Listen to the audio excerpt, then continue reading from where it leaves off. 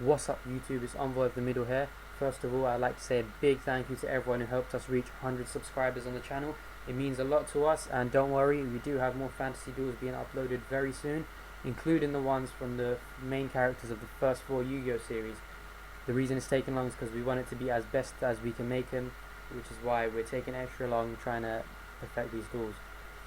Now, this video is a guide on how to make an anime deck. We do tend to get a lot of you inboxing us asking to rate your anime deck or asking how you can make it better, more competitive. So here's just a quick guide, a few pointers you can use in order to make your deck as good as possible. So the first point would be not to include every card your character uses, because the anime characters, they tend to have a lot of situational cards which help them get out of certain situations, but in reality it's just not efficient to run because it's way too situational. Edgehammer is a perfect example. Yes, it's got a good effect, but what are the odds you'll have a Blade Edge on the field and you'll have Edgehammer set and you'll be able to pull off the play? They're really slim, and if you don't have that going on, then Edgehammer basically becomes a dead card in your hand, and you can't really be doing that if you are playing competitive or if you are trying to have a proper duel. Otherwise you're just gonna not be able to do anything, which is why you need to learn not to play every card your character uses. You just have to whittle it down to the most important cards. Yes, stick on theme to the cards your anime character does use, but you don't have to use every single one. Just because he may use it 3 or 4 times, it doesn't mean you have to play it. So yeah, don't be afraid to cut cards from your deck because there's no need for them. The next point is you need to be able to find the right blend between inside your character's deck, because a lot of the Yu-Gi-Oh characters, they tend to use more than just one archetype throughout the Yu-Gi-Oh series. A perfect example is Jaden. He starts off in the first series with a pure elemental hero deck, and he moves on to a Neo-Spacian deck, and then even in the manga he plays masked heroes more. So you just need to find that right balance. There's no point if you're making a Jaden deck. There's like over 20 elemental heroes. There's 6 Neo-Spacians plus all their chrysalis forms and all that. With all those numbers added together, it's going to be way too high monster count. So you just need to learn to cut the useless monsters and only include the ones that can help you wherever you are. For example, Grand Mole can help you in almost any situation. It's one of the best cards in the game, so obviously you would include Neo-Spacian Grand Mole. But someone like Elemental Hero Lady Heat, there's really no need for her in your deck unless you're going for a Elemental Hero Inferno or Nova Master type of deck, in which case it's not really a Jaden deck, is it? It's more of a theme towards a particular type of card, which is why you need to be able to balance between what type of deck you're making. The next point is draw power. Upstart Goblin is going to be your best friend when you're making these type of decks, because a lot of the anime characters, they have particular combos, really powerful combos as well, which are really good in game. But getting access to those, obviously in the anime they're luck sacks, so they can literally just draw whatever card they need. I mean, Yuma, he can make whatever card he needs. We obviously don't have that luxury, so we're going to have to run cards which give us draw power. So things like Upstart Goblin, which can thin down our deck to get the combo pieces quicker. Obviously if your character has his own draw power like Convert Contact or Destiny Draw, which are actually pluses, like Destiny Draw can even yard malicious for you, then obviously it'd be better to run that.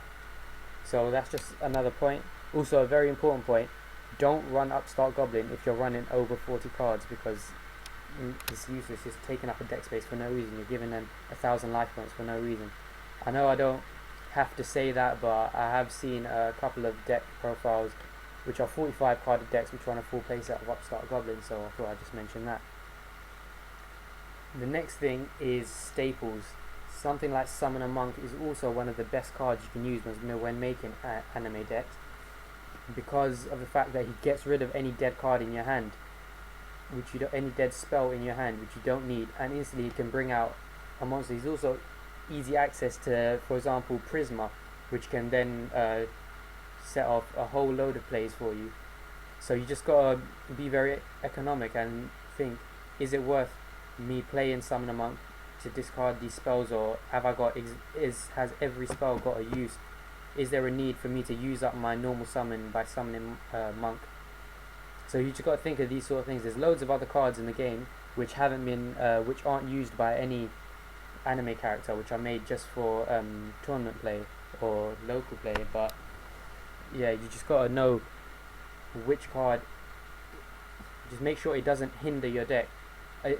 If it gives a plus to your deck, if it aids your combos and lets them come off faster, then there's every reason to play it. But if you've already got a high monster count and each of them has a use, and the deck is already very consistent, there's not really a need to drop anything for Summon a Monk.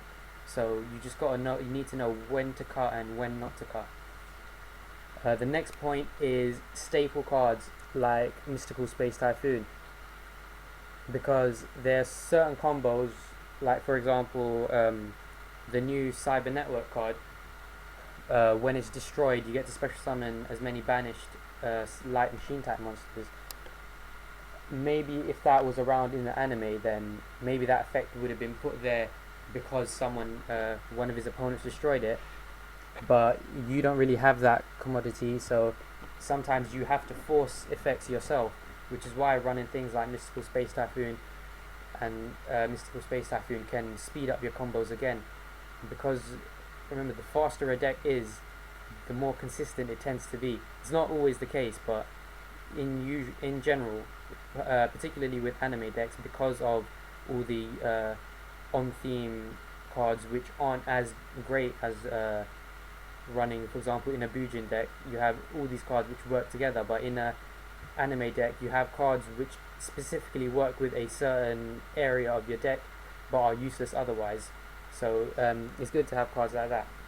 The next point is that a lot of anime cards are banned because they're so powerful. Cards like Graceful Charity and Pot of Greed, and now Monster Reborn. So you have to make do with cards that are, okay, they're subpar, but they're not completely terrible, they're not completely useless. So you could easily replace Monster Reborn with Call of the Haunted. If you were to Xyz or Synchro, you would obviously be left with a dead card in your spell and trap card zone, but it's better than what you've got. It's the best alternative you have right now. So you just need to keep an eye out for things that have been banned but could easily be replaced. And then the last point I want to make is, don't be afraid to use card spaces. Don't be afraid to put other archetypes into your on-theme deck, because even if your anime character doesn't use it, if you can make a mini engine which makes your deck that much more consistent, it will be it becomes that much more competitive. So for example, if you're making a Zane deck with the Cyber Dark archetype, then the Dragonities would obviously work great, because if Cyber Dark Heal equips Phalanx from the graveyard, you can easily summon him out and then Synchro straight, which is again is more pluses. So you just got to keep an eye out for that. There's loads of archetypes which can be blended with character decks and not take away from the type of deck it is. So you only use them for an engine to make the deck more consistent. Don't go completely off theme and just end up making a Dragonity deck, because then that's not really a character deck. And also back to the point of staples, there's a lot of, even if your character wasn't around when the Xyz and Synchro era were around, there's loads of staples which can be literally put into any deck, like Elemental Heroes. There's loads of level 4s which you instantly overlay for Exiton Knight or Larval Chain, which can get your best card on top of your deck. So you just got to keep an eye out for these type of things when you're deck building, and just keep an eye out of how can I make my deck more consistent, how can I maximize the amount of combos I have with the cards I have available. So yeah, that's basically the key points when making a deck. Obviously you have to do a lot of play testing. Usually when we make decks, we spend about we have about 4 or 5 different prototypes of the deck, because you have to keep testing them to get them as consistent as possible and as competitive as possible without losing sight of the character you're trying to represent. So I hope this helped to everyone who wants to make character decks and enjoys making things like that. For now, before I go, I just want to say thank you again for the 100 subscribers, and we do have the main series Fantasy Duels coming up soon, so keep an eye out for that.